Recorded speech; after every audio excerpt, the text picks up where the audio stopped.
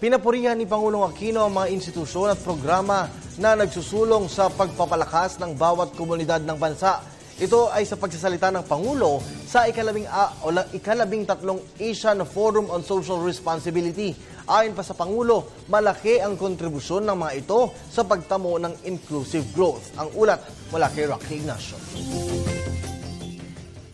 Kinilala ni Pangulo Aquino ang mga institusyon na tunay na kumakalinga sa mga manggagawa at pagsusulong ng kapakanan ng lipunan. Nagsalita ang Pangulo sa 13th Asian Forum on Social Responsibility sa Makati City. Ayon sa Pangulo, kapuri-puri ang adhikain na hindi lamang nakasentro sa tagumpay ng negosyo, kundi sa pagpapalakas ng kakayahan ng bawat komunidad kasabay ng pangangalaga sa kapaligiran. Here today, we are honoring a number of institutions that are helping to redefine the concept of business. For all of you, corporate responsibility is good business. Your shareholders include your employees, consumers, and now the members of the communities in which you operate. Thus, redefining value not only in terms of profit, but also in terms of the empowerment of others.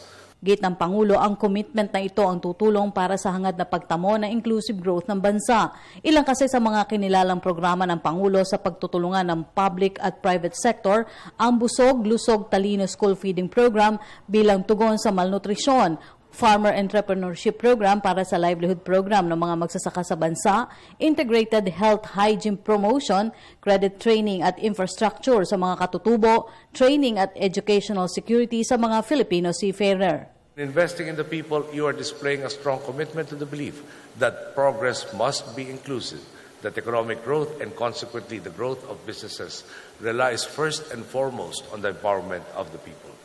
What does social responsibility mean? After all, if not dealing with your fellow men in a correct and upright manner. Doing so leads to greater stability, which is necessary for the continued growth of your companies. This, in turn, requires an even greater immersion and an even greater stakes to be held in the community. This is the virtuous cycle of corporate social responsibility, with businesses and the citizenry helping each other thrive. Unang trabaho ng Pangulo sa ilalim ng Philippine Business for Social Progress, kaya nakita niya ang malaking pagbabago nito sa industriya. These events never fail to inspire me, and I hope that they have the same, if not a greater effect on you and even your peers. Through your work, you have already shown that the simplest ideas can bring about the most profound transformations. To those who have not yet seen the wisdom of the CSR movement, it is certainly a choice that is left to your discretion. But those of you who are truly worthy of leadership will know that it is not only the right thing to do, but also, and more importantly, the imperative for each one of us. Thank you. Para sa Telebisyon ng Bayan, Rocky Ignacio.